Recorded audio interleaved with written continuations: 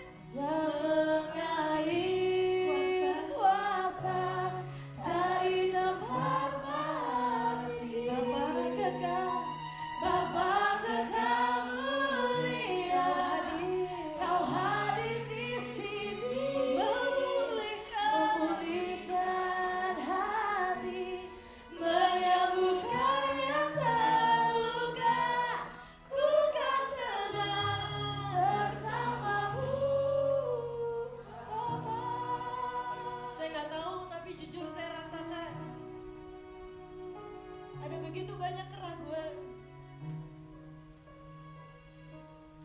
Ada begitu banyak keraguan di ruangan ini. Kau yang begitu ragu sama Tuhan.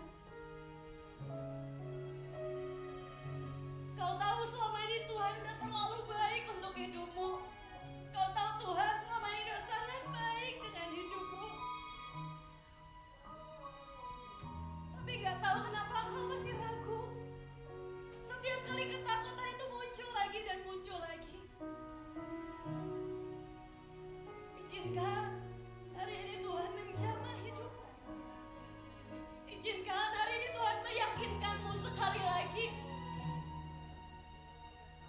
Seharusnya itu bukan tanggung jawab Tuhan untuk meyakinkan kita.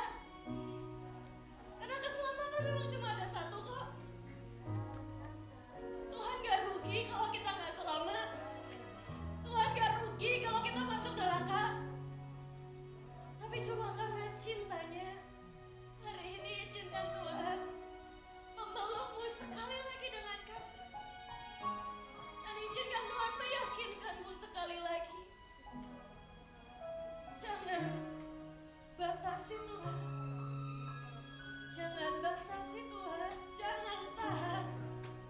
Jangan pernah engkau kotakkan Tuhan dan berkata, oh kalau Tuhan mau berajalah harus seperti ini, harus seperti ini. Saat air mata itu mengalir dari matamu, Tuhan sedang memeluk engkau. Kalau teman-teman bilang, Ci kenapa sih di kebaktian selalu kita seperti diungkit lagi masa lalunya, no? Saat engkau menangis, engkau bukan sedang meratapi nasib. Saat engkau menangis, engkau bukan sedang meratapi masa lalumu. Tapi Tuhan sedang menjamah hidupmu. Itulah salah satu bukti, itulah salah satu ekspresi dari sebuah kasih, sebuah cinta yang mengalir di hidupmu. Sebuah cinta, sebuah kasih yang sedang memelukmu. Dan jangan batasi Tuhan, nak. Jangan batasi Tuhan. Tuhan, hari ini anak-anak mudamu, hari ini Tuhan anugerahkan, yakinkan mereka sekali lagi. Hamba mohon demi setiap jiwa-jiwa Tuhan. Hamba mohon Tuhan, peluk mereka sekali lagi dengan cinta-Mu. Tuhan, hari ini penuhi hati kami dengan kasih, dengan cinta Bapa, dengan kasih seorang Bapa yang menerima kami apa adanya, yang gak pernah mempertanyakan kenapa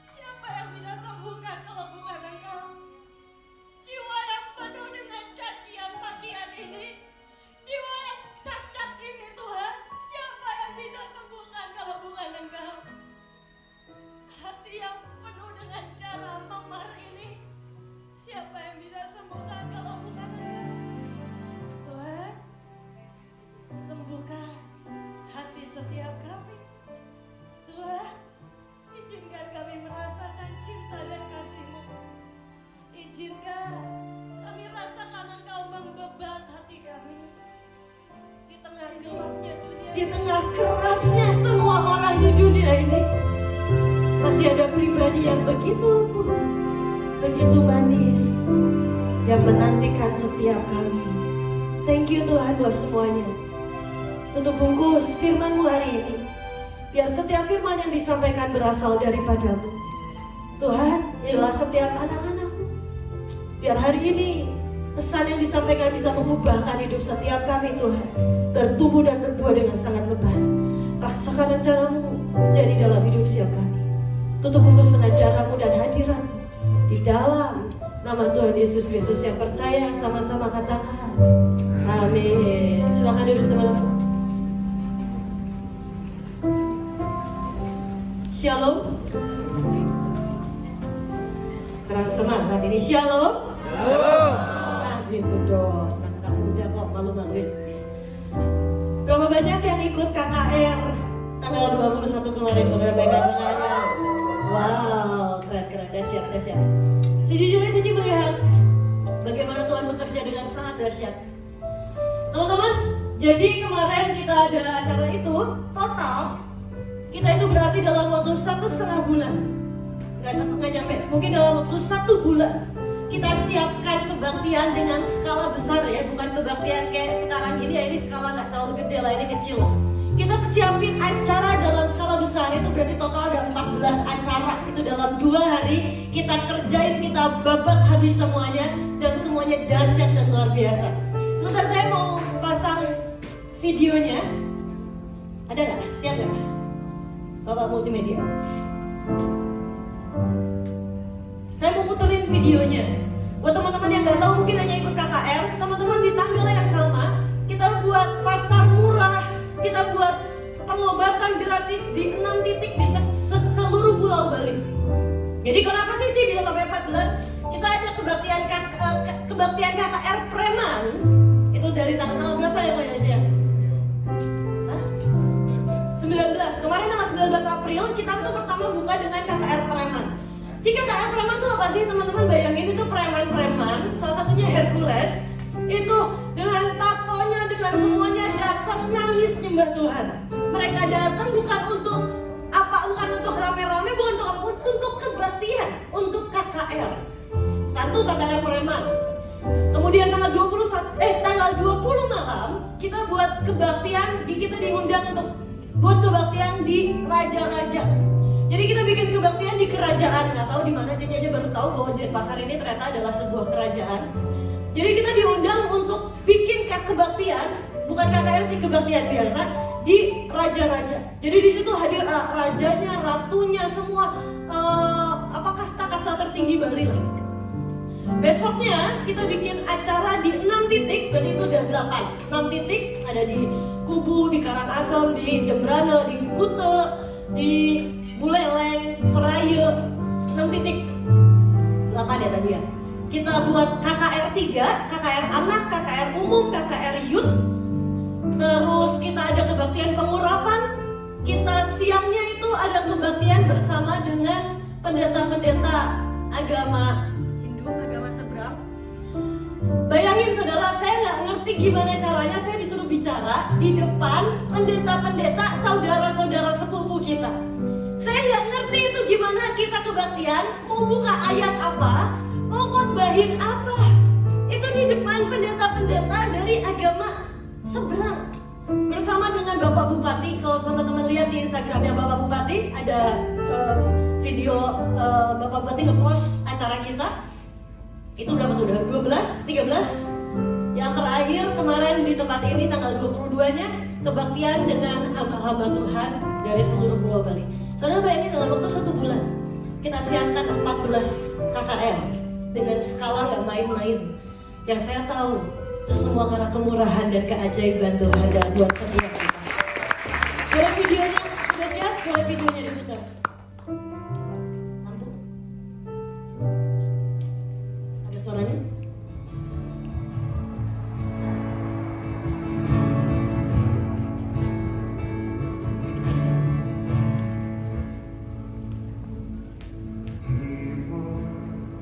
Ini di lapangan Kubu di Karangasem.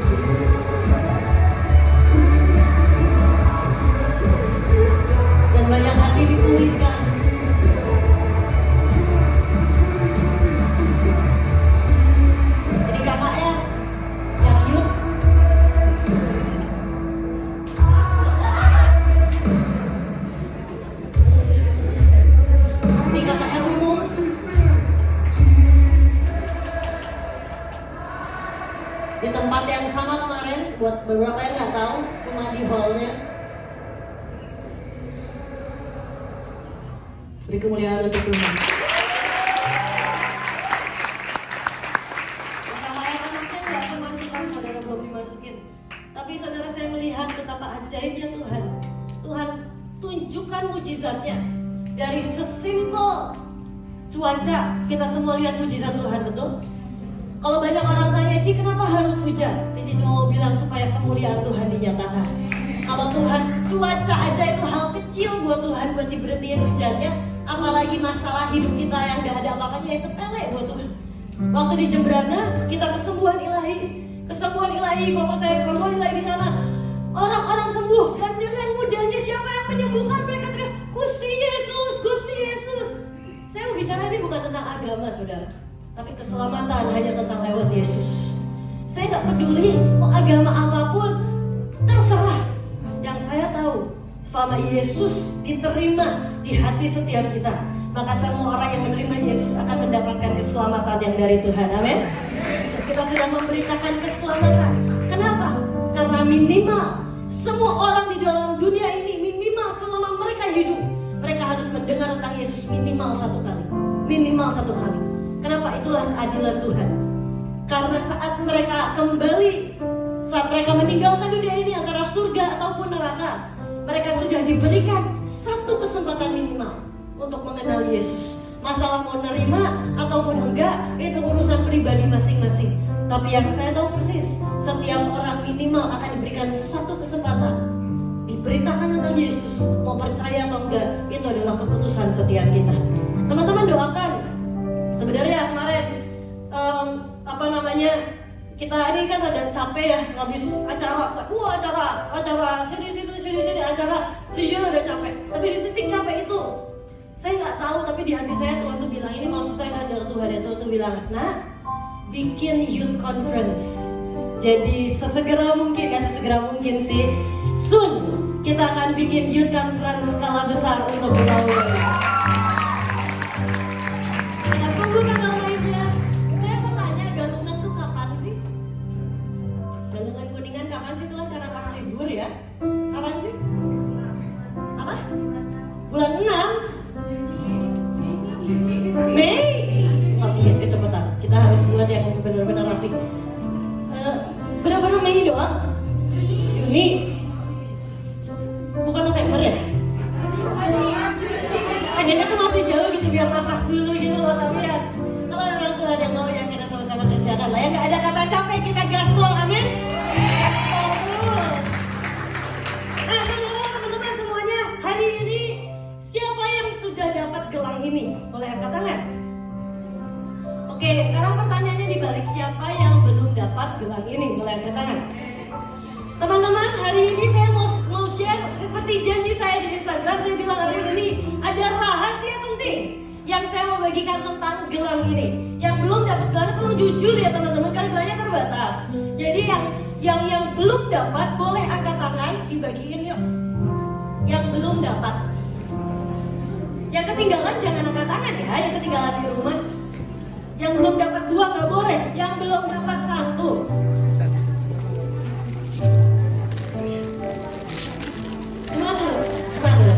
Kalian nanti dulu. Cuma ada ya.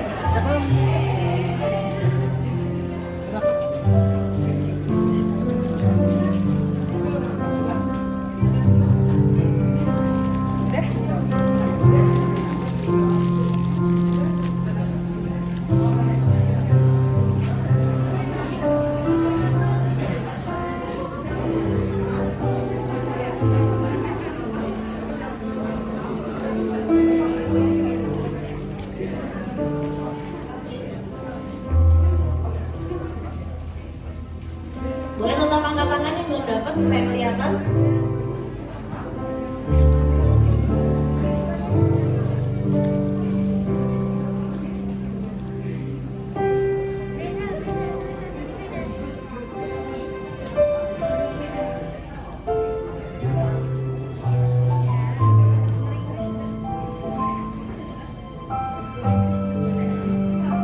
Sudah semua? Ada yang belum dapat boleh angkat tangan? Kalau udah baru pelayan boleh dikasih.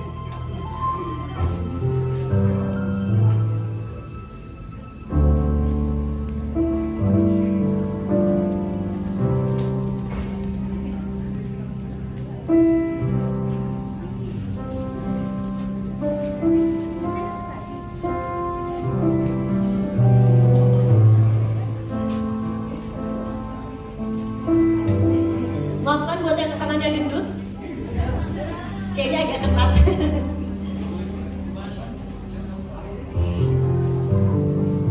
Tapi kalau buat cewek pas.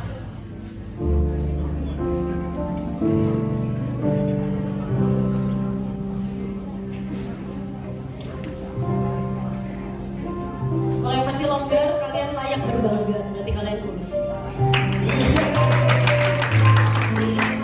Oke, udah solo ya. Oke teman-teman. Teman-teman baca di setiap gelang teman-teman, setiap kata-katanya itu berbeda. Nah hari ini Cici mau jelaskan kenapa. Karena setiap kata-kata ini ditulis, dicetak, ada artinya. Nggak sekedar kata-kata ayat doang atau kata-kata doang. Itu apa sih Ci?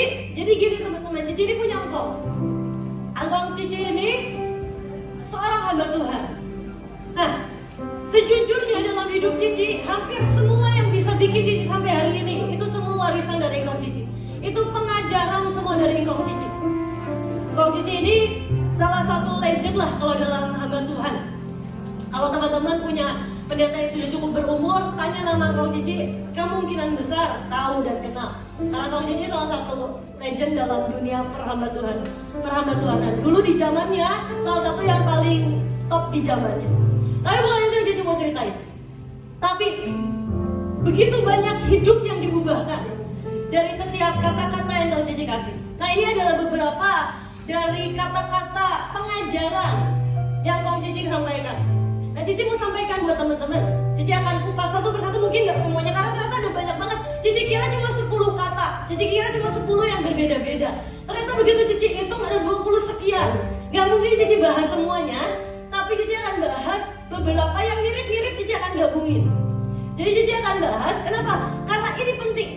Cici gak peduli apapun yang teman-teman dapat. Kalau teman-teman dapat sesuatu, misalnya nih yang Cici nih, jadi tulisannya adalah masuk surga gak gandeng-gandengan. Ini yang punya saya. Ada yang dapat seperti punya saya, masuk surga gak gandeng-gandengan. Nah itu berarti khusus buat kalian. Itu khusus buat Cici. Berarti itu pesan khusus. Meskipun semuanya, nanti pesan semuanya ini kita harus tangkap dan hidupi itu.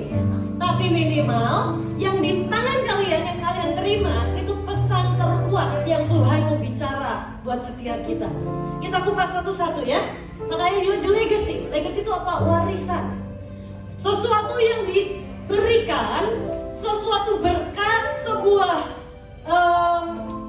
sebuah berkat, sebuah mutiara yang diberikan buat kita yang meneruskan perjalanan iman kita. Next.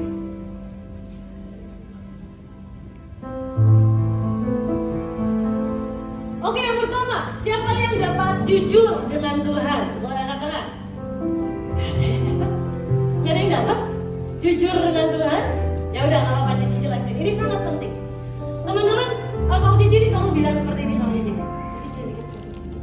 Kalau Cici ini selalu bilang gini sama Cici, El, kita hidup dengan Tuhan, kita harus belajar jujur sama Tuhan. Banyak dari kita ya, seringkali kita menganggap Tuhan itu sangat tinggi. Yes, dia sangat tinggi. Dan akhirnya kita menghadap Tuhan selalu dengan topeng, selalu dengan kemunafikan. Kita berpikir kalau Tuhan tahu kita marah sama Tuhan, Tuhan akan marah sama kita. Jadi waktu engkau marah dengan Tuhan, engkau kecewa, engkau luka, apapun yang engkau rasain, engkau berusaha tutupi itu dari Tuhan. Kenapa? Karena engkau kira Tuhan akan marah dengan semua kejelekanmu, kehancuranmu, keberengsekan kita. Padahal kalau Cici selalu bilang, jujur sama Tuhan. Bahkan ada hal yang mungkin sedikit kontroversial di zaman itu. Kalau saya bilang, bahkan kalau kita mau berbuat dosa sekalipun, ngomong sama Tuhan, jujur sama Tuhan, ngomong, Tuhan, aku tuh mau buat dosa Tuhan, aku jujur, aku tahu ini salah, tapi dagingku gak kuat Tuhan, aku gak kuat buat nahan diriku, aku gak tahan Tuhan, mau nonton video porno, aku gak tahan Tuhan, mau nyontek, aku gak tahan Tuhan, tolongin aku. Teman-teman, kalau ya, wis ada yang nge-videoin Cici. Oke, oke, apa namanya? Tadi aku yang nge-blank kan? Teman-teman ya, kalau misalnya ya, Cici ini dulu, bukan dulu, soalnya saya juga punya orang tua. Cici ini hidup dalam satu keluarga. Dan Cici punya jurus satu. Setiap kali, ini kalau dulu Cici sama Ko Bebis berantem, kita nih kalau berantem apapun itu, pasti dua-duanya disalahin. Nggak peduli siapa yang benar, siapa yang salah, dua-duanya dikerem di dalam kamar sampai baikan. Nggak peduli siapa yang benar, siapa yang salah, siapa yang ngelakuin yang baik, siapa yang buruk, nggak peduli. Mama papa Cici nggak peduli. Pokoknya kalau kalian berantem berarti dua-duanya salah. Dua-duanya dikunciin di kamar sampai baikan, baru boleh keluar dari kamar. Jadi akhirnya apa? Kita kalau udah dikunciin di dalam kamar, kita bilang udahlah Bev, kita baikan aja daripada kita kelamaan di sini. Bosan. Kita kelamaan di sini nggak bisa main, nggak bisa ngapa-ngapain, udah kita baikan aja. Akhirnya kita baikan. Tapi Cici punya satu jurus ke orang tua Cici. Setiap kali nih ya, Cici berantem sama Ko Bevis, salah satunya nangis dan sebagainya, Cici akan datang duluan. Dan Cici akan mengaku semua kesalahan Cici. Cici akan bilang, "Ma, sorry, iya memang AL yang salah. AL yang salah tadi mau ngerebut mainannya Ko Bevis. Maafin ya, Ma." Dengan Cici jujur, itu meringankan hukuman Cici, bahkan gak jarang. Bahkan Cici gak dihukum sama sekali. Kenapa? Karena dengan kejujuran, Tuhan menghargai setiap kejujuran kita. Banyak orang saat mereka jatuh, saat mereka melakukan kesalahan malah lari dari Tuhan. Berpikir bahwa Tuhan gak tahu. Berpikir kalau kita datang, kita akan dihukum. Padahal enggak. Justru kalau kita udah ngelakuin kesalahan, kita jatuh dalam dosa, datang menghadap Tuhan itu cara terbaik. Cara terbaik untuk kita untuk kita minta ampun, cara terbaik untuk kita menyesali kesalahan kita. Itu bukan lari dari Tuhan, tapi datang ke hadirat Tuhan. Jujur, Tuhan, aku tuh tadi habis buat dosa. Tuhan, aku gak kuat lagi Tuhan, aku jatuh sekali lagi, ampuni aku Tuhan, sorry. Minta ampun sama Tuhan. Tapi kejujuran itulah yang akan memulihkan hidup kita. Kong Cici bukan orang yang baik. Kong Cici berkali-kali di masa mudanya jatuh dalam perzinahan. Tapi setiap kali Kong Cici jatuh dalam perzinahan, bukan malah lari dari Tuhan, bukan malah kabur dari Tuhan, menghilang dari peredaran, gak tahu ada di mana. Tapi justru saat engkau jatuh, titik paling terpuruk dalam hidupmu, itulah titik paling tepat engkau datang ke hadirat Tuhan, mengakui, jujur, terbuka dengan semua kesalahanmu, kejatuhanmu. Percayalah, dia Tuhan yang menghargai yang namanya kejujuran. Dia tahu persis rasanya jadi manusia. Tuhan 100% Tuhan, tapi dia juga 100% manusia. Dia tahu persis yang namanya digoda oleh hawa nafsu. Dia tahu persis rasanya daging ini lapar, lagi puasa pengen makan. Digoda sama iblis, dia tahu persis. Maka dari itu, saat kita datang dan menghadap Tuhan, dia gak akan datang dengan penghakiman kok. Dia gak akan menghadapi engkau dengan berkata, kamu salah, ini salah, ini. No. Saat kita datang dengan sebuah kejujuran, dia akan datang dengan kasih. Meskipun ada harga yang tetap harus dibayar, tapi yang namanya kejujuran, bahkan itu bisa meringankan hukuman yang seharusnya kita terima. Bahkan bisa meluputkan kita dari hukuman dan konsekuensi yang seharusnya kita terima. Jujur sama Tuhan, apapun itu. Kau luka, kau sakit hati, kau sedih, engkau marah, engkau bahkan ragu sama Tuhan, ngomong sama Tuhan, Tuhan, sorry ya, tapi aku tuh ragu loh sebenarnya sama engkau. Sorry nih Tuhan, sorry. Tapi aku tuh sejujurnya rada gak percaya sama engkau. Tolong Tuhan, buat hatiku nih percaya.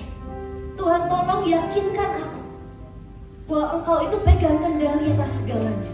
Ngomong, ngobrol sama Tuhan.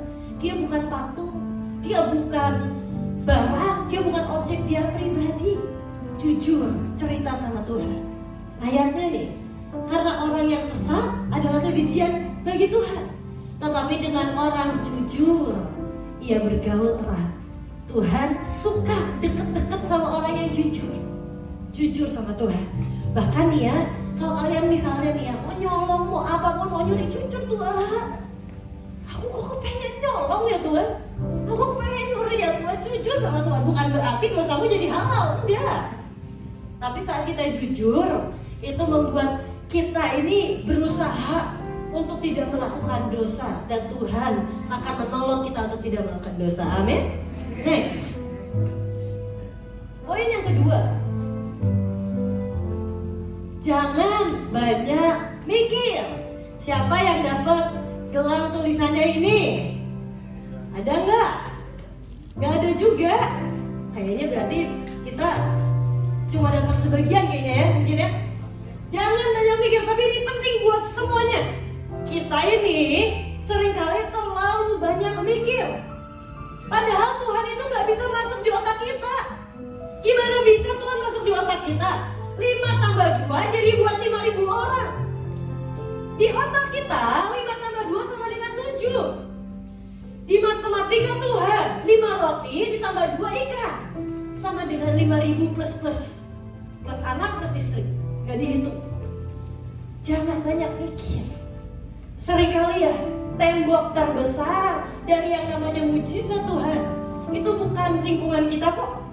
Tembok terbesar dari kita mengalami berkat Tuhan, mujizat Tuhan, itu bukan si A, si B, si C, itu bukan setan bahkan.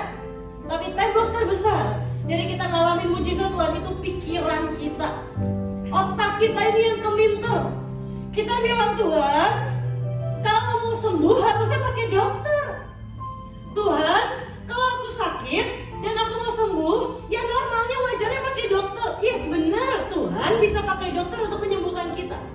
Tapi seringkali otak kita yang mengotakkan Tuhan. Bahkan atau sebaliknya, banyak orang yang terlalu ngeroh, akhirnya bilang, kalau sembuh gak boleh ke dokter. Itu namanya gak rohani. Kalau mau kita sembuh dari sakit, harus didoain supaya sembuh. Itu baru rohani.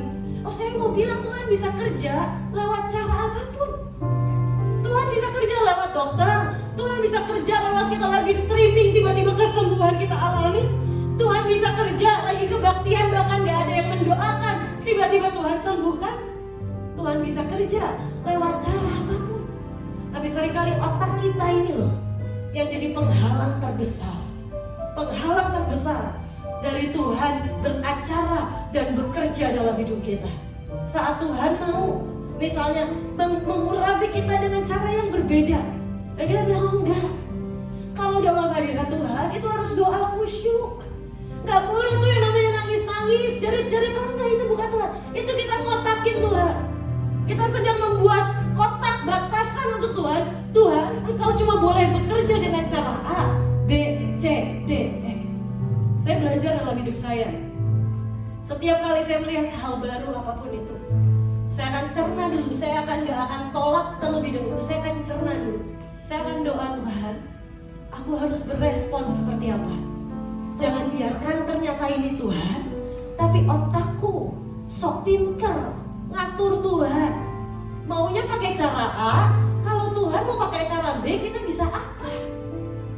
Setiap kali banyak banget orang-orang datang konseling ke rumah, ke engkau saya, dan sangat banyak yang pulang tanpa mendapatkan jawaban, tapi pulang mendapatkan makian.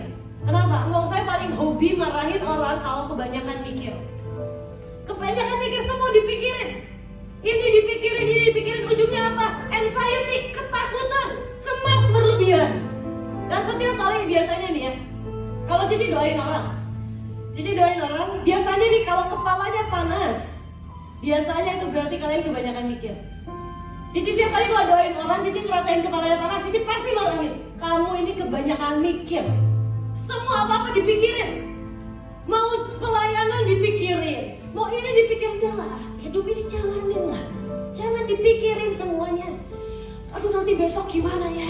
Aduh, nanti ini gimana ya? Aduh, masa depanku gimana ya? Besok, urusan besok, kata firman Tuhan, kesusahan sehari cukup untuk sehari. Kita mau mikir, kita bisa apa? Kita punya masalah nih ya. Saya punya masalah, mama saya meninggal, mama saya masuk penjara. Saya pikirin sampai ke Pluto, sampai balik lagi ke dunia ini. Saya bisa apa? Saya bisa apa kok? Mau saya bangkitin lagi mama saya bongkar lagi itu kuburan. Ini bisa apa? Seringkali pikiran kita ini melebihi batas yang seharusnya kita gunakan. Dan ujungnya itu membatasi cara Tuhan bekerja dalam hidup kita. Tuhan tuh pengen bekerja sebebas-bebasnya. Nah, ini juga bahaya nih. Firman Tuhan bilang kan, Apa yang tak pernah dilihat mata, yang tak pernah didengar telinga, apa?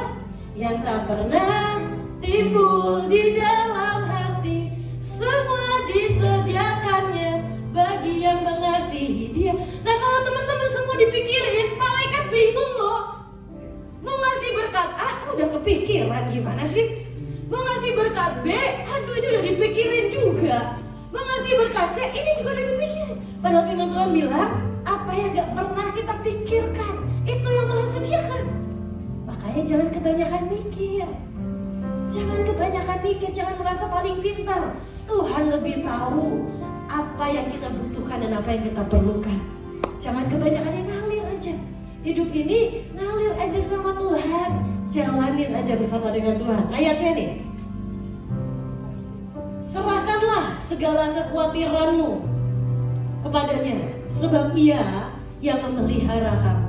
Coba sih Cici mau tanya, berapa banyak yang pernah ngalamin gangguan kecemasan? Kan saya tidak bisa tidur, berapa hari gak bisa tidur, kayak gak tahu ada apa tapi cemas aja, boleh katakan? Cici juga pernah ngalamin itu. Bahkan kalau Cici dulu pernah ngalamin itu sampai lagi tidur gak sadar, setiap malam bangun cuma buat ngecek kamar udah kekunci atau belum. Tengah malam bangun, jalan ke pintu, ngecek udah kekunci, tidur lagi. Nanti tengah malam bangun lagi, cuma buat ngecek pintu udah kekunci, tidur lagi. Nggak tahu kenapa. Makanya di situ Cici tahu itu karena kebanyakan mikir. Semua dipikirin. Apapun, nanti kalau aku skripsi nggak lulus gimana ya? Nanti kalau skripsi itu nggak beres gimana ya? Nanti kalau aku nggak diterima orang gimana ya? Nanti kalau aku setelah lulus nggak punya kerjaan gimana ya? Semua dipikirin. Padahal nggak ada gunanya dipikirin juga, mendingan dikerjain. Kadang-kadang kita mikir kebanyakan nggak ngerjain sama sekali. Nah itu jeleknya kita. Skripsi dipikirin terus. Emang dipikirin skripsi bisa jalan sendiri, itu ngetik sendiri, beres sendiri? Nggak bisa. Yang bisa tuh kalau dikerjain, diselesaikan, bukan dipikirin. Next.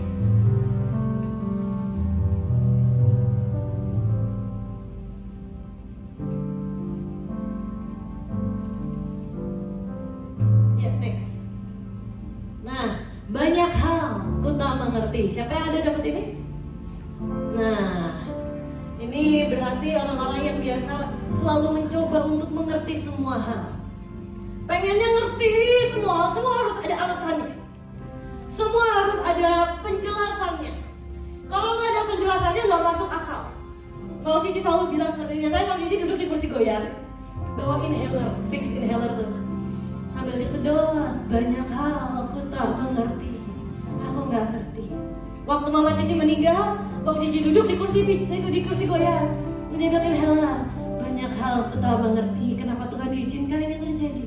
Waktu lagi ada masalah, waktu lagi ada apapun, waktu ada orang konselingnya nyebelin, orang konselingnya masalahnya berat, Kong Cici akan nyedot inhaler. Banyak hal aku tak mengerti. Teman-teman, dalam dunia ini gak semua hal kita harus ngerti. Gak semua hal kita harus paham kenapa.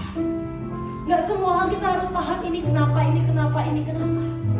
Saat engkau terus mempertanyakan segalanya, ini kenapa. Satu titik, engkau cuma akan jadi ahli Taurat.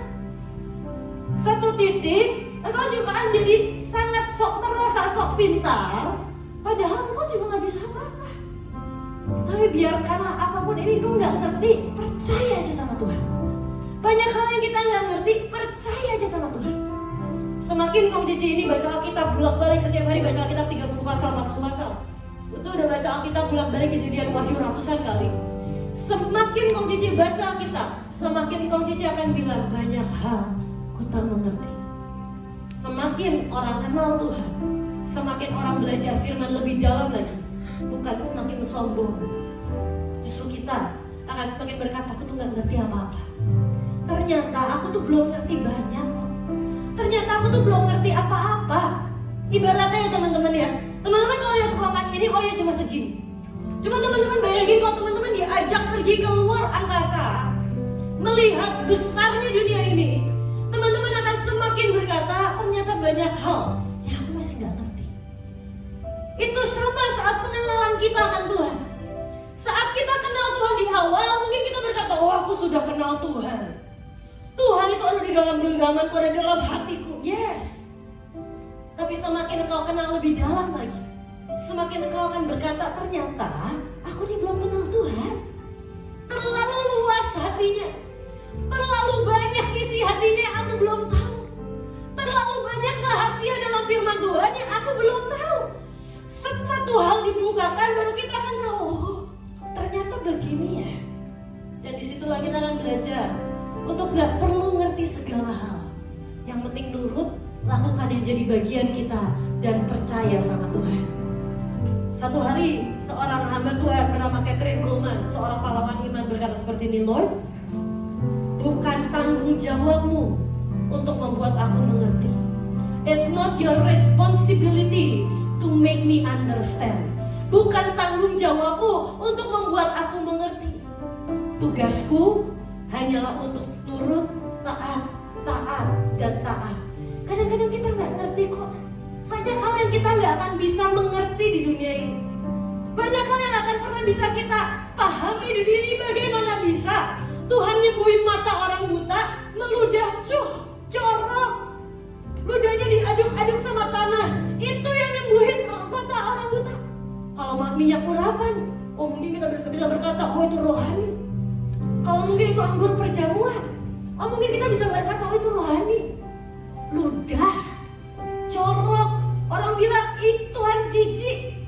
Tapi kita gak pernah ngerti gimana bisa Tuhan melakukan itu. Gimana bisa Tuhan yang memberikan Ishak kepada Abraham, nyuruh Abraham persembahin lagi Ishaknya ke hadapan Tuhan. Gimana bisa? Gak masuk di akal. Tapi kita gak perlu untuk memahami dan mengerti semuanya. Kalau Tuhan berikan kita pengertian, puji Tuhan. Kalau Tuhan berikan kita penjelasan, ya puji Tuhan. Tapi kalaupun enggak, tugas kita adalah tetap percaya, nurut, dan taat sama Tuhan. Kalau hari ini saya punya mbak, di Bandung saya punya mbak, beliin saya wortel. Mbaknya perlu nanya gak ke saya, mau dibikin apa? Saya gak mau tahu, harus tahu itu wortel mau dibikin apa, dimasak apa, dengan cara apa, dengan derajat kepanasan berapa derajat, saya harus tahu. Enggak kan? Kalau saya punya mbak kayak gitu, tak marahin loh. Gak perlu tahu. Yang mbak saya perlu lakukan adalah nurut dan taat. Nah, di ayatnya nih, oh alangkah dalamnya kekayaan, hikmat dan pengetahuan Allah. Sungguh tak terselidiki keputusan-keputusannya, dan sungguh tak terselami jalan-jalannya. Gak ada yang bisa ngelamin jalan-jalan Tuhan. Sebab siapakah yang mengetahui pikiran Tuhan? Atau siapakah yang pernah menjadi penasihatnya? Kita gak akan pernah bisa mengerti. Banyak orang ya teman-teman merasa satu titik kita akan bertukar tempat dengan Tuhan. Oh nanti kalau aku udah hebat, aku yang akan ngatur Tuhan. Ya. Sampai kapanpun kita gak akan pernah bertukar tempat sama Tuhan. Tuhan-Tuhannya dan kita hambanya. Kita anaknya, kita yang nurut sama Tuhan, bukan Tuhan yang nurut sama kita. Satu kali saya pernah nonton video di TikTok, lucu. Ada satu anak kecil cowok bilang ke mamanya, "Mah, aku mau menikah sama Mama," katanya gitu. Mamanya bilang, "Gak bisa, nah gak bisa, kamu masih kecil. Ya udah, nanti kalau aku udah gede, aku mau menikah sama aku, mau nikahin Mama, aku mau jadi suami Mama." Gak bisa nak, aku ini mama kamu, gak bisa. Please. Sampai akhirnya mamanya, ya udahlah, kita sekarang pacaran, katanya gitu. Tapi sampai kapanpun kita gak akan pernah bertukar tempat, betul? Sampai kapanpun kalian gak akan pernah jadi orang tua dari mama kalian kan, dari papa kalian, gak pernah. Kita gak akan pernah jadi Tuhannya. Sampai kapanpun bagian kita, tugas kita adalah nurut. Kenapa? Dia Tuhan. Dia layak dan dia berhak untuk memberitahukan apapun ke kita, ataupun merahasiakan apapun ke kita, ataupun nyuruh apapun ke kita tanpa penjelasan sedikit pun. Dia berhak. Banyak hal ku tak mengerti. Next.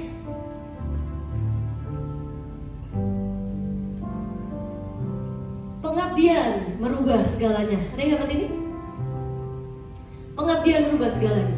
Teman-teman, ada satu jalan pintas dalam yang namanya kerohanian, dalam yang namanya mengikuti akan Tuhan. Jalan pintas ini bukan jalan yang mudah. Ini jalan pintas yang banyak orang akan hindari. Ini jalan pintas yang banyak orang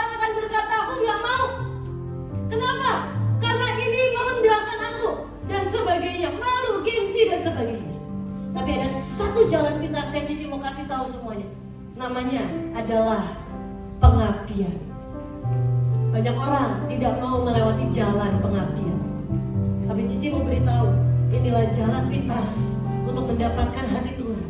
Inilah pintu belakang untuk mendapatkan hatinya Tuhan. Kok bisa, Ci? Banyak banget dalam firman Tuhan orang-orang yang berani mengambil jalan pengabdian ini, ujungnya mereka menerima sesuatu yang mereka harusnya nggak pernah bisa terima. Siapa contohnya? Yosua. Musa hari itu punya satu hamba, punya satu abdi yang namanya Yosua. Musa hari itu bawa bangsa Israel keluar dari tanah Mesir banyak. Ribuan orang, mungkin puluhan ribu, bahkan mungkin jutaan orang. Tapi hanya satu orang yang mau mengambil jalan yang namanya pengabdian. Jalan pengabdian ini aneh. Jalan pengabdian ini bukan jalan yang saudara teman-teman akan lihat progresnya. Oh, aku makin lama makin naik ya. Aku makin lama makin naik ya, enggak. Tapi jalan pengabdian ini adalah jalan saat seakan-akan engkau turun makin ke bawah. Kok aku makin ke bawah ya? Aku kok kayak makin diinjek ya? Aku kayaknya makin gak kelihatan ya? Aku kayaknya makin gak dipandang orang ya? Tapi di titik itulah, satu titik engkau mencapai titik terendah. Disitulah seperti sebuah bola yang dilemparin ke bawah akan mental ke atas dengan sangat tinggi. Itu jalan pengabdian. Musa punya anak gak? Punya anak. Tapi anaknya gak pernah mau jalan yang namanya jalan pengabdian. Digantikan oleh siapa? Yosua. Yang harusnya dia cuma hamba. Dia bukan siapa-siapa. Dia orang gak penting di Mesir. Tapi Yosua tahu artinya mengabdi dan menghamba sama Musa. Disitulah hati Tuhan tergerak. Yosua tuh bosenin loh teman-teman. Musa ketemu Tuhan 40 hari 40 malam di atas gunung. Yosua gak ketemu. Yosua cuma duduk nungguin doang. Gak bisa main Instagram, gak bisa main TikTok. Nungguin doang. Bosen, gak ada temen ngobrol. Tapi dia lakukan dengan setia. Mata Tuhan tertuju ke orang-orang yang berani mengambil jalan ini. Jadi siapa lagi contohnya? Daud. Daud adalah orang yang tahu persis artinya melewati jalan pengabdian. Dia tahu siapa tuannya. Saul adalah tuannya. Mau Saul bejat ngebunuh dia, Saul bahkan dirasuki roh jahat sekalipun, itu tidak menggoyahkan hatinya untuk tetap mengabdi, untuk tetap melakukan dan memberikan yang terbaik dengan cinta. Di titik itulah Tuhan jatuh hati dengan seorang anak muda bernama Daud yang diberikan kesempatan untuk membunuh Saul. Dia nggak mau bunuh. Yang diberikan kesempatan untuk men-take over kerajaan Saul dengan cara yang kotor. Dia nggak mau lakukan itu. Dia tahu artinya menghamba, turun lebih dalam lagi, masuk lebih turun lagi, semakin nggak kelihatan lagi. Tapi disitulah Tuhan jatuh hati dengan seorang anak muda bernama Daud. Pengabdian mengubah segalanya.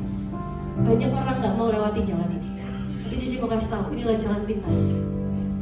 Kalau teman-teman sungguh-sungguh mau hidupmu dipakai oleh Tuhan, salah satu jalan tercepat adalah pengabdian. Bukan tercepat sih, tapi terampuh. Cici mengalami itu, Cici lewati jalan itu. Saat hari itu Cici punya engkau. Setiap kali kau Cici pergi pelayanan, Cici cuma ngapain? Bawain Alkitabnya doang. Cici ikut pergi ke sana, pelayanan kemana, khotbah di mana, Cici ikut bawa apa? Bawain Alkitabnya doang. Kong, mau Alkitabnya, kong saya juga nggak bisa pakai iPad. Nanti kong saya akan bilang, tolong bukain Lukas 1 ayat 17. Oh iya kong, siap kong. Saya bukain Alkitabnya, saya cuma duduk di kursi, nggak ngapa-ngapain. Siapin minum buat engkong, siapin setelah itu di kamar, engkong akan tidur. Kong mau disiapin apa? Besok pagi mau makan apa? Saya siapin semuanya. Tapi itulah jalan pengabdian. Dan ternyata itulah yang membuat Cici bisa sampai hari ini. Jalan pengabdian. Cici bisa bukain sangat banyak dalam firman Tuhan tentang yang namanya pengabdian. Tapi Cici berdoa kalian nangkap poinnya. Tanya Tuhan, Tuhan, aku harus mengabdi kepada siapa? Ci, tapi kok ngabdi sama manusia, Ci? Kalau kita aja gak bisa tunduk sama otoritas yang Tuhan kasih kepada manusia yang kelihatan, gimana kita bisa tunduk sama Tuhan? Mengabdilah. Tak seorang dapat mengabdi kepada dua tuan, karena jika demikian dia akan membenci yang seorang dan mengasihi yang lain, atau ia akan setia kepada yang seorang dan tidak mengindahkan yang lain. Kamu tidak dapat mengabdi kepada Allah dan kepada Mammon. Biar kita selamanya mengabdi kepada Tuhan. Next. Melekat dengan Tuhan. Ada yang dapat ini? Melekat dengan Tuhan. Teman-teman ini jadi cepat aja ya, melekat dengan Tuhan. Melekat dengan Tuhan artinya apa sih? Pastikan hati kita ya selalu tertempel dengan hati Tuhan. Melekat itu ya, sampai teman-teman istilahnya kalau teman-teman punya papa atau mama gitu ya, taruh telinga kalian di pundak, di dada papa atau mama kalian, sampai kalian dengerin detak jantungnya. Itu namanya orang yang melekat dan merasakan detak jantung. Mungkin kalian bilang, Ci, canggung atuh Ci, masa sama papa mama kayak begitu. Kalau saya sih enggak sejujurnya, cuma mungkin beberapa canggung. Tapi itu kita lakukan ke Tuhan. Kenapa? Makanya tulis, sungguh hatinya melekat kepadaku, maka aku akan meluputkannya, aku akan membentenginya sebab ia mengenal namaku. Hati kita harus melekat sama Tuhan. Daud sampai ditulis seperti ini, but now your kingdom shall not continue. The Lord Tuhan has sought for himself, sudah melihat dan menemukan untuk dirinya a man after his own heart. Seorang pria yang berada persis di depan hatinya Tuhan, nempel sama hatinya Tuhan. Pastikan hidup kita selalu nempel dengan Tuhan. Gimana sih caranya sih? Raba hatinya. Saat engkau lagi ngapain apapun, ngobrol sama Tuhan, tanya Tuhan, hatimu gimana? Engkau suka nggak kalau aku ngelakuin ini? Engkau suka nggak atau engkau nggak suka kalau aku lakuin ini atau lakuin ini? Tuhan, buat aku bisa kenal perasaanmu. Next, cepat aja. Sampai garis akhir dengan kuat. Siapa yang dapat ayat ini, kata-kata ini? Nggak ada juga? Oke. Sampai garis akhir dengan kuat. Dia teman-teman ini penting. Banyak orang bisa memulai dengan luar biasa, tapi sedikit yang bisa menyelesaikan dengan kuat. Banyak orang, wah saat di awal menggebu-gebu, wah aku mau ikut Tuhan, aku mau berikan hidupku untuk Tuhan, yes. Tapi di tengah perjalanan, di titik bahkan di akhir, engkau mulai jatuh, engkau mulai lesu, engkau mulai tinggalkan Tuhan. Tapi hari ini Cici berdoa, biar setiap kita apapun yang sudah engkau mulai dengan Tuhan, jangan pernah akhiri dengan kekalahan, tapi akhiri dengan kuat. Ini ayat yang sering diberikan kalau orang sedang meninggal, orang sudah meninggal. Aku telah mengakhiri pertandingan yang baik, aku telah mencapai garis akhir, dan aku telah memelihara iman. Padahal belum tentu orang yang meninggal dengan KTP Kristen sungguh-sungguh sudah memelihara iman dalam hidupnya. Belum tentu orang yang meninggalkan dunia ini dengan KTP, oh dia Kristen, benar-benar punya iman dan pelihara iman dalam hidupnya. Hati-hati, jangan sampai ada satupun dari kita yang mengakhiri dengan kekalahan. Ayo mari akhiri dengan kuat, selesaikan dengan kuat sampai garis akhir. Bahkan Tuhan bicara seperti ini di Lukas. Akan tetapi, jika anak manusia itu datang, apakah ia mendapati iman di bumi? Tuhan tuh sampai bilang loh, kalau anak manusia datang nih, kita kan percaya Tuhan akan datang kedua kalinya. Tuhan akan jemput kita di awan-awan. Sebentar lagi Tuhan akan jemput kita di awan-awan. Pertanyaannya, saat setiap kita dijemput Tuhan di awan-awan, apakah iman kita masih tetap didapati, tetap teguh bersama dengan Tuhan? Sampai Tuhan tanya loh, apakah akan kudapati iman di bumi? Masih ada nggak iman? Karena Tuhan tahu betapa banyaknya anak-anaknya yang lagi jalan nih, wah semangat jalan, tengah-tengah jatuh, tengah-tengah loyo, tengah-tengah meninggalkan Tuhan. Tapi setiap kita Cici berdoa, Cici pesan ini bekal buat kita. Nanti di tengah perjalanan kalian itu nggak akan jadi perjalanan yang mudah kok. Setiap kita akan menghadapi perjalanan yang mungkin nggak mudah. Tapi apapun itu yang saudara teman-teman hadapi, jangan pernah berhenti di tengah jalan. Tetap kejar Tuhan, tetap lakukan yang terbaik. Ada satu coach yang bilang, I don't quit when I'm tired. Aku gak menyerah saat aku capek. I quit when I'm done. Aku selesai, aku berhenti saat aku sudah selesai. I don't quit when I'm tired. Biar jangan ada satupun dari kita, engkau capek, istirahat. Engkau hatimu capek, nah istirahat dalam hadirat Tuhan. Take a break. Gak dosa kok break, tapi jangan berhenti. Jangan quit, jangan menyerah, jangan keluar. Tapi saat engkau letih, take a break, boleh.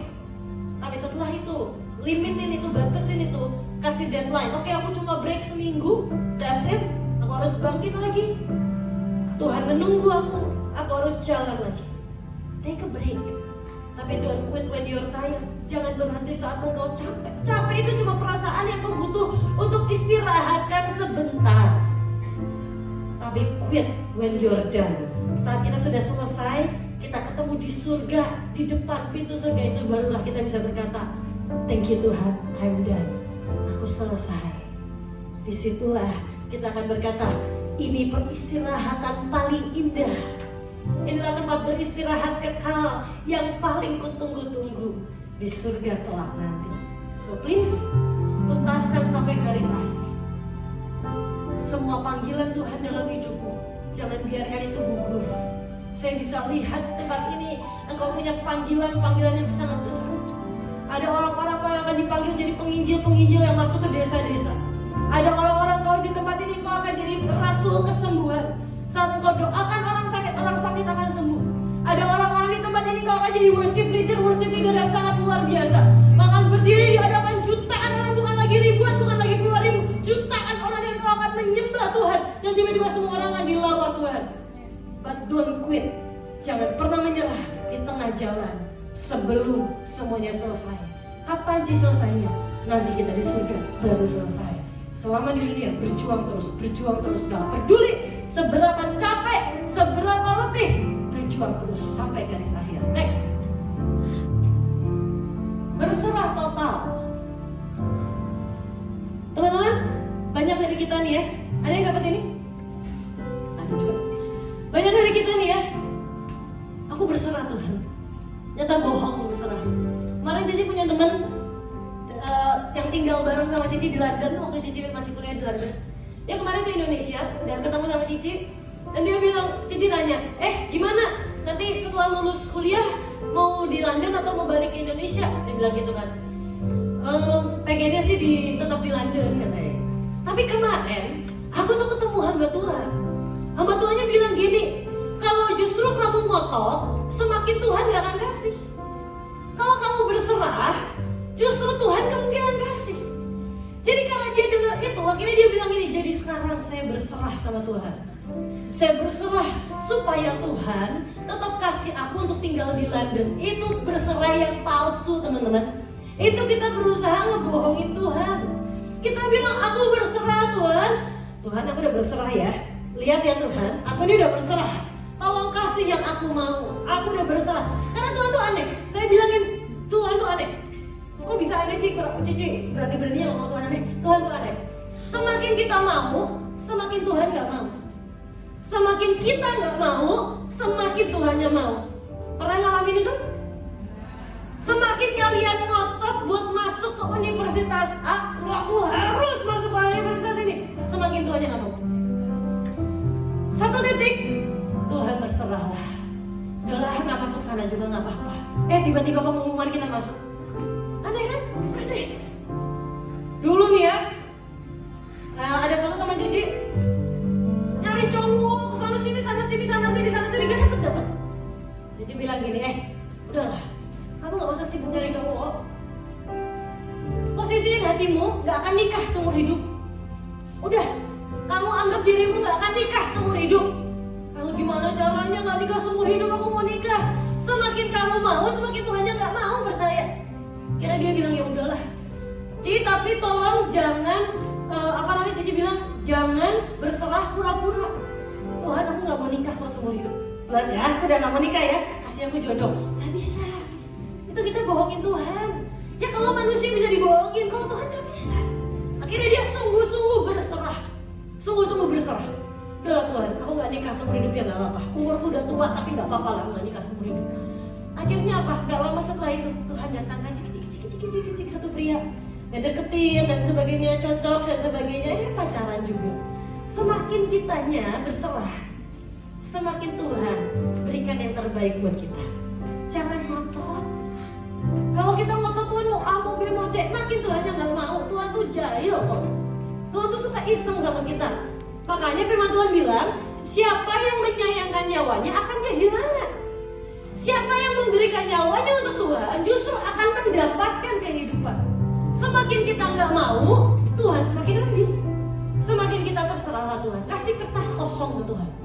Banyak kita nih ya, Tuhan hiasi hidupku. Tapi dikasih tahu, ini loh Tuhan, warna merah di sini, warna hijau di sini, warna kuning di sini. Gak boleh yang lain, cuma boleh ini yang mana mau Tuhan. Tapi kasih kertas kosong. Tuhan, ini hidupku. Kau lakukan apapun yang kau pandang baik. Lakukanlah semuanya. Berserah total. Next. Gelinding we. Kurang G. Typo. Ada yang dapat ini? Wah, ini lumayan banyak. Ini bahasa Jawa. Mungkin banyak yang nggak tahu. Saya mendapati orang Bali ini tidak mengerti bahasa Jawa. Gelinding wae. Artinya apa sih? Hidup ini jalanin aja. Udah jalanin aja. Gelinding tuh gini loh teman-teman. Gimana ya? Kayak roda tuh. Gelinding aja, jalanin aja. Udah nggak usah dipikirin. Jalanin aja. Tiba-tiba Tuhan kasih pintu terbuka, jalanin. Tiba-tiba Tuhan tutup pintu yang sini, ya jalanin. Tapi kalau Tuhan suruh lakukan sesuatu, lakukan itu dengan segenap hati. Gelinding wae. Paling enak gelinding itu di arus aliran Tuhan, nggak capek. Teman-teman, kalau kita hidup ya ngikutin alirannya Tuhan, kita nggak akan ngoyo hidupnya. Kita nggak akan capek. Teman-teman bilang, Cik, bikin acara sebesar itu capek nggak Cik? Jujur ya, nggak terlalu capek kok. Maksudnya capek ya fisik capek, tapi jujur nggak ngoyo yang kayak ngotot harus ada acara, harus enggak. Kenapa? Karena Tuhan yang suruh. Saat Tuhan yang suruh, kita ngikutin aja aliran Tuhan. Nanti Tuhan kirimkan semua yang kita butuhkan. Tuh bayangin ya teman-teman, taburan orang ngasih makanan, ngasih barang itu sampai hari ini masih nggak berhenti. Sampai hari ini masih nelfonin terus maksa, tolong siapkan pengiriman. Saya mau kirim malkis sekian dus. Saya mau kirim ini sekian dus. Saya mau kirim ini, saya mau kirim ini. Sampai hari ini nggak berhenti. Sekolah kalian tanya, Cici ngapain? Jujur ya, Cici nggak ngerasa ngapa-ngapain. Tapi ngikutin aliran Tuhan. Itu namanya gelinding. Tuhan bilang, nah, bikin KKR, siap Tuhan. Gelinding itu bukan pasif. Gelinding itu bukan berarti kita mager. Tapi saat Tuhan bilang, nah bikin KKR, siap Tuhan. Sigap. Tuhan suruh apa? Jalan. Tuhan suruh apa? Lakuin. Lakukan dengan segenap hati. Tapi jangan sekaratnya sendiri, jangan semaunya sendiri. Oh Tuhan, aku mau bikin ini. Oh Tuhan, aku mau bikin ini. Capek, percayalah. Tapi ikutin aja. Tuhan bilang, nah bikin conference, ayo bikin. Nah bikin ini, ayo bikin. Kita ikutin, kita ikutin, kita ikutin. Kita ikutin maunya Tuhan, kemanapun Tuhan mau. Nah ayatnya ini dalam Mazmur 37 ayat 5, serahkanlah hidupmu kepada Tuhan dan percayalah kepadanya dan Ia akan bertindak. Cici lihat ya, hidup kamu Cici tuh enak banget. Rasanya hidup ini tuh gak capek, gak ngoyo, gak ngotot, gak kayak aku harus ini, aku harus mencapai ini, aku harus mencapai ini. Memang jujur Ngomong Cici ini bukan orang yang ambisius. Jadi gak kepengen untuk aku harus terkenal, aku harus ini, gak sama sekali. Bahkan berkali-kali Tuhan bilangin, nak, aku mau kamu jadi hamba Tuhan, mutiara Asia. Gak mau Tuhan, udahlah gak usah. Aku jadi kayak sekarang aja udah happy kok. Nah aku mau kasih kamu rumah, gak usah Tuhan, udah gak apa-apa. Jujur Ngomong Cici ini gak ambisius. Tapi Cici lihat bagaimana hidupnya ini ngalir sama Tuhan. Tuhan suruh apa, lakuin. Tuhan suruh apa, lakuin. Ngalir aja. Ada saatnya ya, saat Cici gak dengar suara Tuhan, Cici cuma bilang, Tuhan, kalau ini kehendak-Mu, bukain jalan.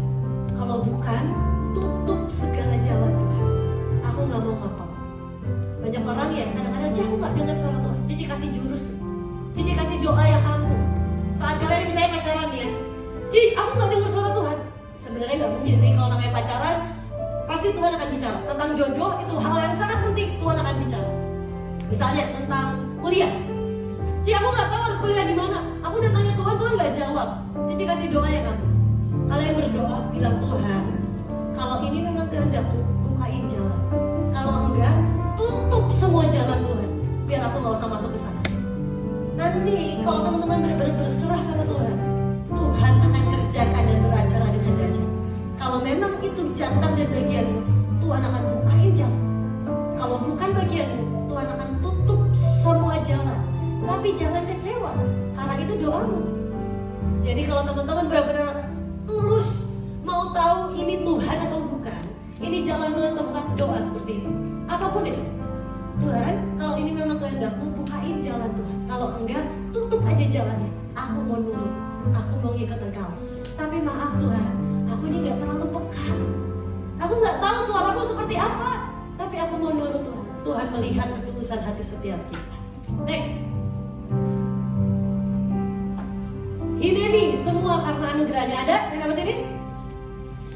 Ci, Hineni itu apa sih Ci? Hineni itu bahasa Ibrani. Artinya apa? Ini aku Tuhan, budak yang mengabdi dengan cinta. Ci, kenapa budak Ci? Budak kan artinya jelek. Budak dosa jelek. Budak dari kehendak Tuhan bagus. Kenapa? Firman Tuhan bilang seperti ini. Saat seorang hamba, jadi zaman dulu itu kan hamba dibeli. Saat seorang hamba ini dibeli dan dia mengabdi sama tuannya, maka di tahun ke-7 hamba ini akan dibebaskan. Boleh hidup bebas, gak ada tuntutan lagi, mereka boleh hidup bebas.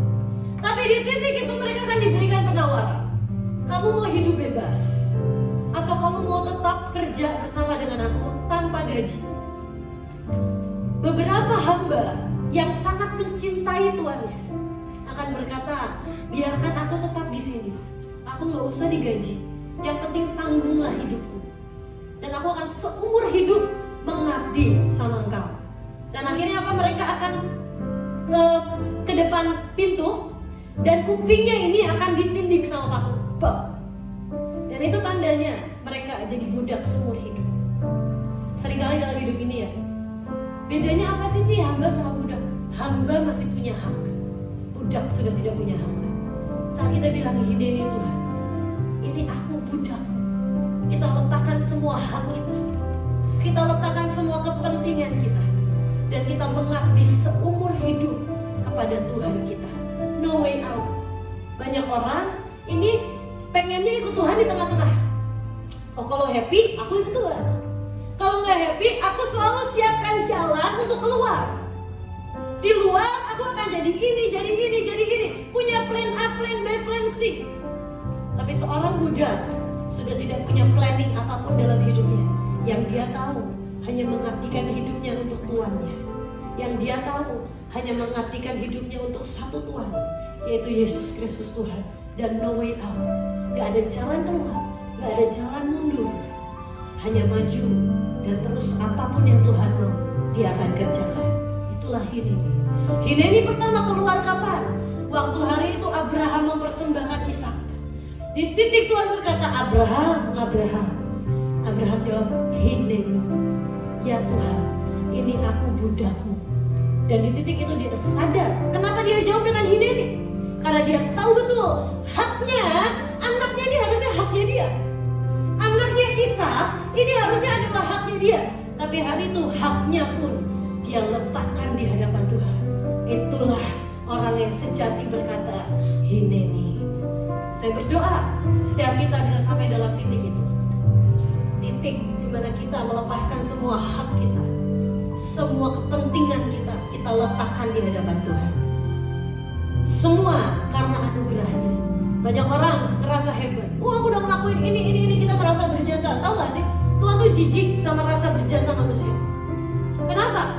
Karena pada kenyataannya semua tuh anugerahnya Tuhan kok. Bukan karena kekuatan kita. Makanya selalu Cici ajarin, bahkan Cici selalu ajarin ayat ini, penting banget.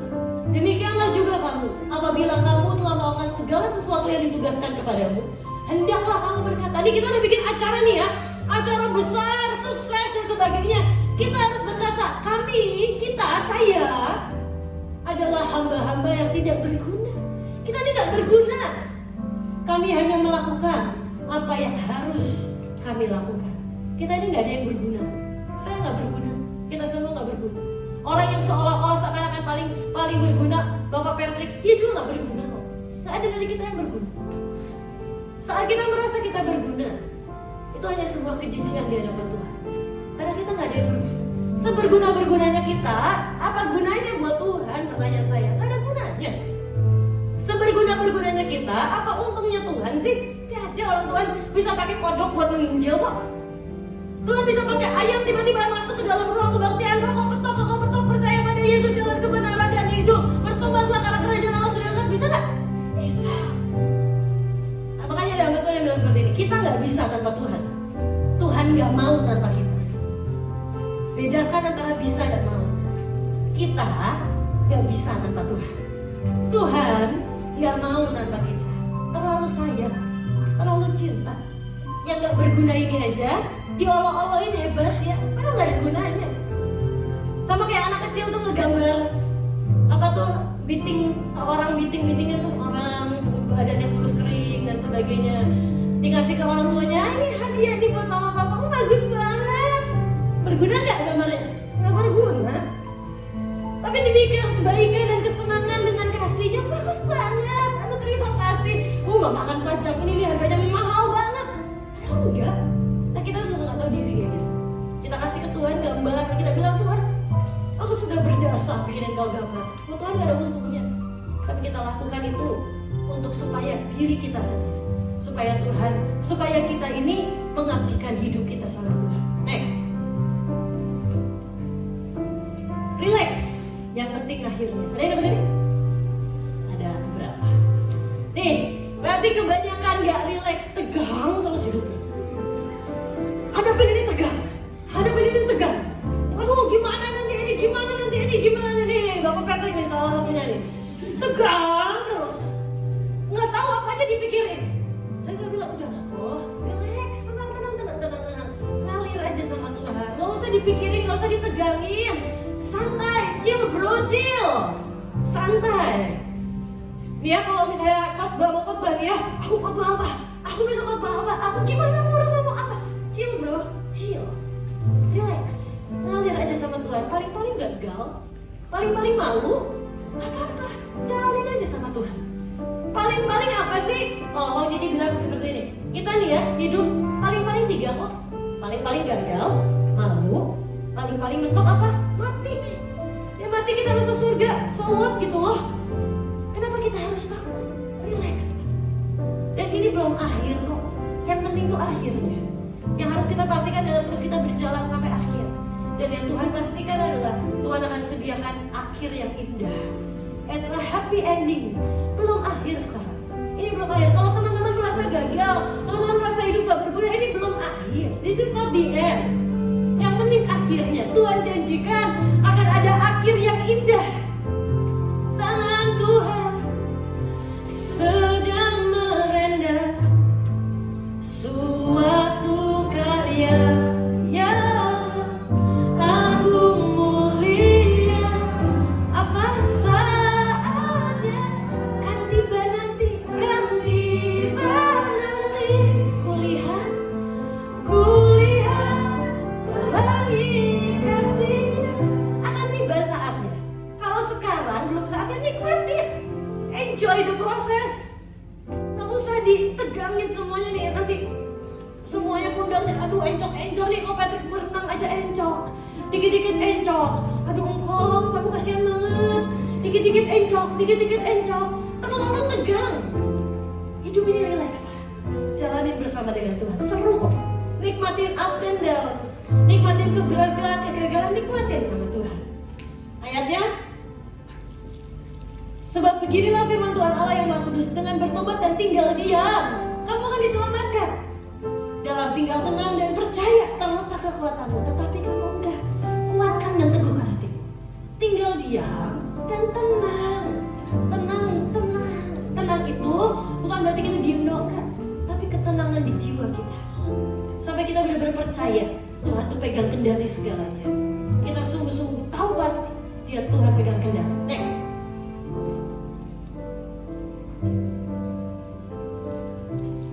Masuk surga tidak gandeng-gandengan. Yo, siapa yang dapat ini? Saya juga dapat sama nih. Berarti Elmi nakal nih, masih suka nebeng iman orang tua nih. Nah, teman-teman, masuk surga gandeng-gandengan apa sih? Masuk surga gandeng-gandengan gini loh teman-teman. Kita nih masuk surga sendiri-sendiri. Jadi gak peduli orang tuamu siapa. Kalian mau bilang, Ci, orang tua aku pedihin, I don't care. Kita masuk surga gak gandeng-gandengan. Orang tua mau Kristen, orang tua mau majelis paling top di Bali, orang tuamu pendeta paling hebat di Bali. Kalau kita nggak percaya Yesus, kita nggak ngelakuin yang terbaik, mengerjakan keselamatan kita, kita nggak masuk surga. Masuk surga itu nggak rame-rame gini. Kalian mau setiap minggu datang kebaktian nggak bolos. Kalau kalian nggak ngerjain keselamatan kalian, keluar nih tetap hidup seenaknya, keluar tetap maki-maki Yesus, keluar kalian menyangkal Yesus, yang efek tetap nggak masuk surga. Kenapa? Karena masuk surga nggak gandeng-gandengan, nggak rombongan.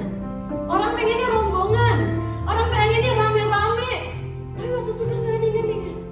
Bahkan beberapa orang yang pernah dibawa Tuhan ke surga, mereka lihat saat orang masuk surga, kita nih nggak bisa bawa baju apapun, kita nggak bisa bawa apapun dari sehelai benang pun nggak bisa. Dan jalannya tuh sempit persis sesuai dengan badan kita. Cik, kalau aku gendut gimana? Ya itu jalannya lebar. Serius. Kasihan yang sebelah Cici, udah kurus, sempit, nggak bisa masuk. Tapi kita ini akan masuk sesuai dengan badan kita masing-masing. Nggak bisa ngegandeng orang, bawa barang aja nggak bisa kok. Dan kita akan masuk ke surga tanpa membawa apapun, Dan pernah ada orang yang ngelihat penglihatan. Jadi orang-orang yang maunya ke surga, tapi bawanya banyak. Aku mau bawa ini, nggak bisa. Begitu masuk, bahkan sehelai baju aja nggak bisa masuk. Begitu dia buka semuanya, terbuka di hadapan Tuhan. Kita benar-benar, makanya firman Tuhan berkata, kita lahir di dunia telanjang, kita akan pulang ke surga dengan telanjang. Buka semuanya di hadapan Tuhan, masuk, baru bisa masuk. Tapi nggak bisa gandeng-gandengan. Kita nggak bisa nebeng iman orang tua kita. Kita nggak bisa nebeng iman siapapun yang kita hormati, siapapun yang kita contoh, siapapun yang kita pelajari, nggak bisa. Nanti kalian ke surga ya, aku ini anak TGA, diketawain. Hahaha, TGA, oh gitu, TGA yang mana ya? Kira-kira ada banyak, diketawain. Wah, aku ini manggil JAL mami, ketawain. Kenapa? Gak bisa, gak ada paspor orang dalam, gak ada. Jalur orang dalam gak ada. Kita sendiri-sendiri dengan Tuhan. Gak peduli kalian sedekat apapun sama Cici, gak peduli kalian disayang apapun sama Cici, kalau kalian gak mengerjakan keselamatanmu, gak bisa masuk surga. Makanya kenapa Daud bilang sama anaknya Salomo, kenalilah Allah ayahmu. Karena Daud tahu persis Salomo gak bisa nebeng iman Daud. Yang bisa Salomo lakukan, kenali pribadi sendiri untuk masuk ke dalam kerajaan surga. Kerjakan keselamatan. Cici cuma bisa memberikan yang bisa Cici berikan. Tapi nanti kita di depan kerajaan surga sendiri-sendiri. Gak ada jalur orang dalam. Gak ada dalam, aku kenal sama dia. Itu JAL dari dalam itu. Aku kemarin sering dengerin khotbahnya JAL. Gak ada. Kita masing-masing sendiri demi sendiri sama Tuhan. Kita kenal gak Tuhan? Tuhan kenal gak sama kita? Itu yang harus kita pastikan. Sebab jika kamu mengaku dengan mulutmu, bukan dengan mulut orang lain, kita ngaku dengan mulut kita bahwa Yesus adalah Tuhan dan percaya dalam hatimu bahwa Allah telah membangkitkan dia dari antara orang mati, maka kamu akan diselamatkan. Karena dengan hati orang percaya dibenarkan, dan dengan mulut orang mengaku dan diselamatkan. Karena kitab suci berkata barang siapa yang percaya pada dia tidak akan dipermalukan. Next. Jam berapa sih ini? Oh, harus cepat. Ngeri-ngeri sudah, percaya saja. Berapa slide lagi? Oke, cepat aja ya. Ada yang dapat ini? Ngeri-ngeri sudah, percaya saja. Ih, dapat 2 kamu? Oke, gak apa-apa. Enggak. Saya tidak mau membuka aib siapapun di depan mimbar. Oke, ngeri-ngeri sudah, percaya saja. Mungkin saya salah lihat. Aku yang tadi salah lihat. Ngeri-ngeri sudah, percaya saja. Teman-teman, dalam hidup ini kita di jalan ngeri-ngeri sedap. Ngeri gak? Ngeri. Tapi percaya ujungnya pasti sedap. Ujungnya pasti indah. Waktu Cici kita buat KKR, ngeri gak? Ngeri. Teman-teman tahu izin buat kebaktian di gedung Balai Budaya itu baru keluar tanggal 19 malam sore. 20 kita udah pakai buat pengurapan. Pagi jam 8, jam 8 pagi kita udah pakai buat pengurapan. 19-nya siang izin belum keluar. Ngeri gak? Ngeri. Deg-degan. Untung Cici gak deg-degan, Cici gak tahu soalnya. Jadi Cici relax aja. Untung Cici gak tahu. Kalau Cici tahu mungkin Cici deg-degan. Deg-degan, gak tahu ini brosur udah dibagi semuanya, bayangin ya. brosur udah dibagi, udah disounding ke semua Bali. Izin buat gedung belum keluar. Tapi hari itu di situ Cici merasakan, bukan Cici, panitia yang lain merasakan yang namanya ngeri-ngeri sedap. Yang Cici tahu cuma sedapnya doang. Cici nggak ngalamin ngerinya. Ada Cici nggak tahu. Tapi itu yang namanya ngeri-ngeri sedap. Jalan sama Tuhan tuh gitu. Jalan sama Tuhan tuh ngeri-ngeri sedap. Kenapa? Karena yang namanya iman pasti berjalan di atas kemustahilan. Yang namanya mujizat pasti berjalan di atas kemustahilan. Dan kemustahilan itu mengerikan. Yang namanya jalan di atas air itu ngeri. Jalan di atas air gak masuk akal, mengerikan, tapi itulah mujizat. Kalau teman-teman mengalami mujizat, maka beranikan dirimu untuk mengalami yang namanya ngeri-ngeri sedap. Ngeri, tapi ujungnya pasti sedap. Itu kayak kita makan sambal pedes, tapi mantap, betul? Kalian pasti suka pedes semuanya. Ngeri-ngeri sedap, sama Tuhan tuh gitu. Ngeri-ngeri sedap. Harus lu lewatin yang namanya sakit, ngeri, sedih, menyakitkan, tapi ujungnya pasti sedap. Bersama dengan Tuhan. Saat kita jalani bersama dengan Tuhan, jangan menolak ngeri-ngerinya, jangan menolak kengeriannya. Jalanin bersama dengan Tuhan. Gak ada mujizat tanpa kemustahilan. Gak ada kesembuhan tanpa penyakit, betul? Kalian mau disembuhin dari apa? Sakit aja kagak. Gak ada kebangkitan tanpa kematian. Mau dibangkitin gimana? Mati aja enggak. Saat kita udah mati, disitulah ada kebangkitan. Lewati kengerian-kengerian itu bersama dengan Tuhan, ujungnya pasti sedap.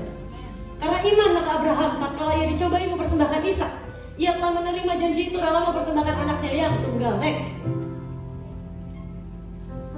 Jangan lihat hasil, yang penting nurut. Siapa? Yang dapat? Oh, ada lumayan.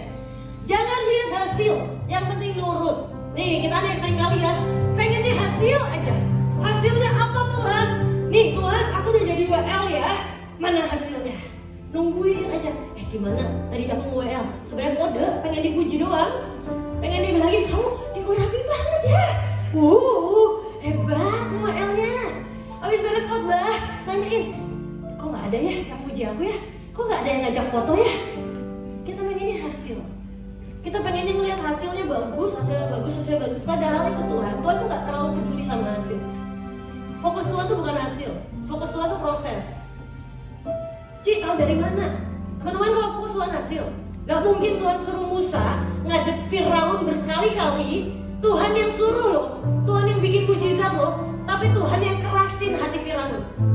Datang bawa tongkat, datang bawa tongkat, Musa hambaku, datang ke sana bawa tongkat, saat tongkat itu dilemparkan ke tanah itu akan berubah menjadi ular. Datang nih, disuruh Tuhan loh, datang ke Firaun, bawa tongkat, bam, jadi ular, mujizat terjadi. Tapi Tuhan diam-diam ngerasin hati Firaun. Tuhan juga yang ngerasin hati Firaun, ada di ayatnya kok. Tuhan kerasin hati Firaun. Gagal. Balik lagi, Musa jangan lelah ya. Bayangin, Tuhan yang ngerasin, Tuhan yang ngehibur sendiri. Musa jangan lelah ya, ayo datang dengan tulah kedua.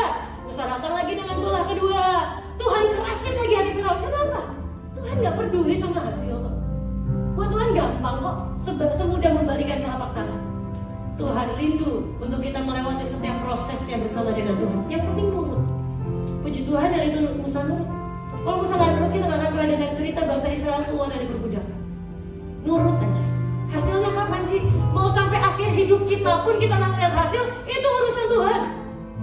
Mau kita sampai akhir hidupnya nge-WL, kita gak pernah ada hasilnya, itu urusan Tuhan. Gak pernah dipuji, itu urusan Tuhan.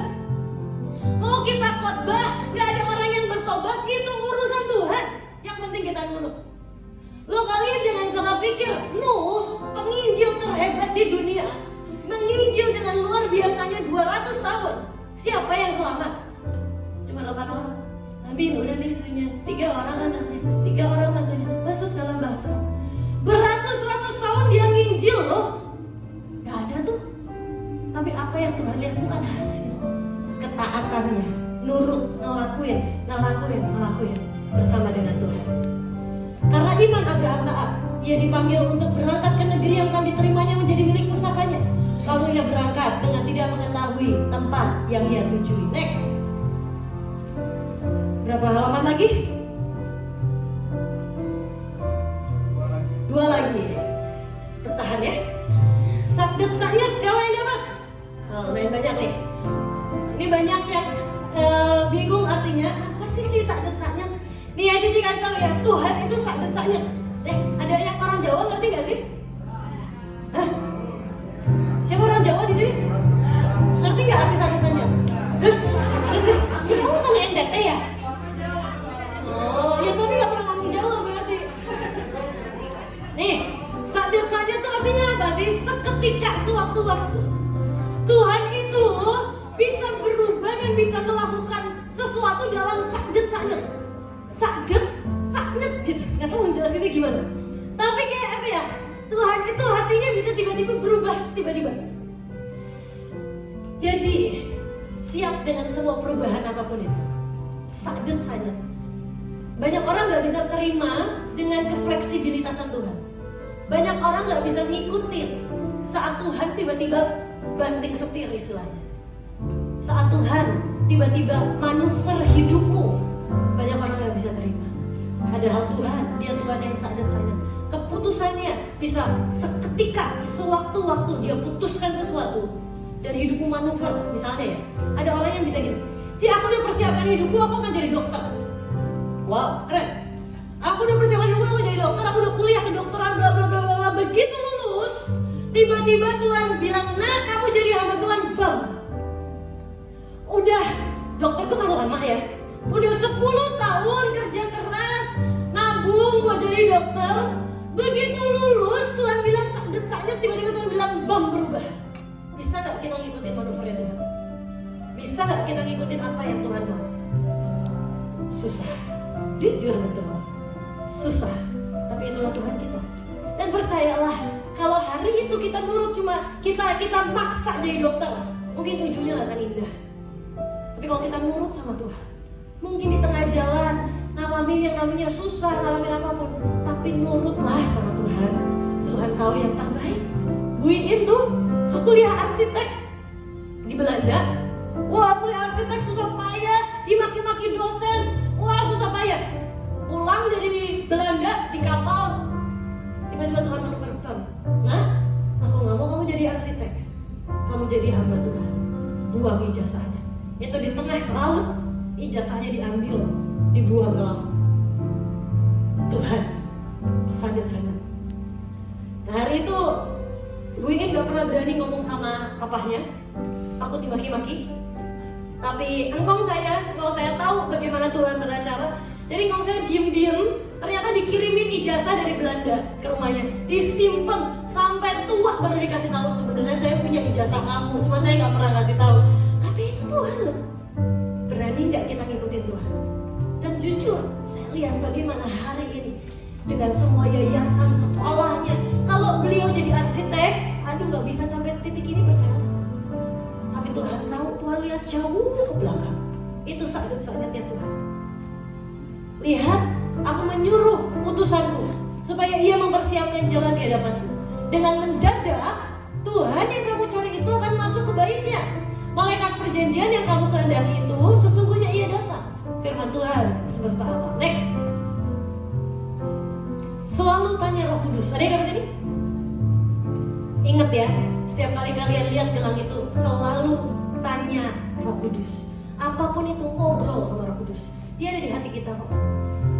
Cici nih kebiasaan dari kecil mau bilang, kamu bahkan mau pakai baju apa aja hari ini, tanya Tuhan. Kamu mau pakai apapun, tanya Tuhan. Tanya Tuhan, tanya Tuhan. Saat kita jalanin hidup ini, apapun tanya Roh Kudus, tanya Roh Kudus, tanya Roh Kudus. Ci, cara dengar suara Roh Kudus gimana? Nanti itu satu sesi lagi. Tapi dengan hatimu, nanya aja, ngobrol aja. Satu titik kita akan kenal suaranya seperti apa. Selalu tanya Roh Kudus. Akuilah dia dengan segala lakumu, maka ia akan meluruskan jalan. Janganlah kau menganggap dirimu sendiri bijak. Takutlah akan Tuhan dan jauhilah kejahatan. Next, terakhir. Perjanjian kasih setia. Ada yang dapat ini? Perjanjian kasih setia. Teman-teman, apa sih artinya perjanjian kasih setia? Cici berdoa setiap kita mendapatkan itu. Perjanjian kasih setia adalah saat Tuhan berjanji setia pada seseorang. Ini terakhir, ini slide terakhir. Saat Tuhan berjanji setia pada saya, pada setiap kita. Dan percayalah, kalau Tuhan yang janji setia, Tuhan gak akan mengingkarinya. Tetapi kasih setiaku tidak akan kujauhkan daripadanya, dan aku tidak akan berlaku curang dalam hal kesetiaanku. Aku tidak akan melanggar perjanjianku, kata Tuhan. Dan apa yang keluar dari bibirku tidak akan kuubah. Sekali aku bersumpah demi kekudusanku, tentulah aku tidak akan berbohong kepada Daud. Daud adalah orang yang menerima artinya perjanjian kasih setia. Daud adalah orang yang mengerti betul artinya dia gak layak, tapi dianugerahi sama Tuhan. Jujur, kalau Cici bilang hari ini jujur, gak ada yang baik kok dari kita. Tuhan terlalu mencintai kita, Tuhan terlalu menganugerahi kita, Tuhan terlalu mengasihi kita. Dan itu cuma karena apa? Cuma karena perjanjian kasih setia. Tapi yang namanya sebuah perjanjian itu selalu dua arah. Waktu Cici berjanji nikah, dalam perjanjian pernikahan bersama Ko Patrick, bukan Ko Patrick doang yang harus janji, Cici juga harus berjanji. Kenapa? Karena itulah sebuah perjanjian. Kita kadang-kadang curang. Kita pengennya cuma dari pihak Tuhan aja. Tuhan aja yang berkatin aku lah, Tuhan aja yang komitmen sama aku lah, Tuhan aja yang gak pernah ninggalin aku lah. Tapi kitanya gak pernah berjanji setia sama Tuhan. Kitanya gak pernah mengikat perjanjian dengan Tuhan untuk tidak akan pernah meninggalkan Tuhan, untuk selamanya bersama dengan Tuhan di dalam anugerah Tuhan. Kita berjanji bukan dengan kekuatan kita, tapi dalam anugerah Tuhan. Ada ayat dalam firman Tuhan yang berkata, kalau engkau gak through thick and thin, lewati susah, lewati senang, lewati suka, lewati duka, tetap bersama dengan Tuhan, kita gak layak untuk mendapatkan Tuhan. Banyak orang cuma mau enaknya doang kok ikut Tuhan. Tapi hari ini biar di tengah-tengah kita adalah orang-orang yang siap berjalan bersama dengan Tuhan, lewati suka duka, lewati senang susah, kita akan jalan bersama dengan Tuhan. Satu komitmen kita untuk tidak akan pernah meninggalkan Tuhan. Amin. Jangan pernah tinggalkan Tuhan, karena Dia pun akan berjanji setia buat setiap kita. Kalau Dia setia, masakan kita gak setia? Mau kau capek, mau kau letih, tetap berjalan bersama dengan Tuhan. Dia itu adalah satu pribadi yang gak akan pernah boleh kita tinggalkan. Orang boleh meninggalkan kalian, siapapun orang yang kalian cintai boleh menyakiti kalian, dia satu pribadi yang gak akan pernah meninggalkan setiap kita. Hari ini, bolehkah kita sama-sama ikat perjanjian dengan Tuhan? Kita mau bilang, Tuhan, aku mengikut Yesus keputusanku, mengikut Yesus keputusanku. Mari sama-sama sembah Tuhan. Mengikut Yesus keputusanku, mengikut Yesus keputusanku, mengikut Yesus keputusanku, mengikut Yesus keputusanku. Hari ini buat keputusan di hadapan Tuhan.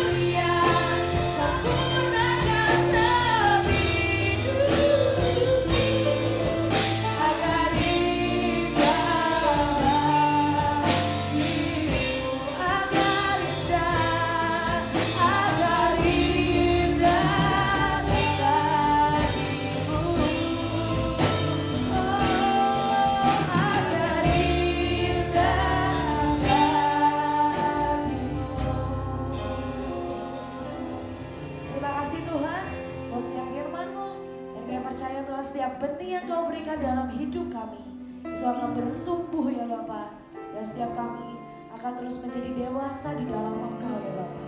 Terima kasih buat semuanya. Terima kasih buat cinta-Mu. Terima kasih buat kesetiaan-Mu atas setiap anak-anak-Mu di tempat ini ya Bapa. Kami serahkan semuanya ke dalam tangan-Mu ya Bapa. Teruslah berjalan bersama dengan kami Roh Kudus. Di dalam nama Tuhan Yesus kami berdoa dan mengucap syukur. Haleluya.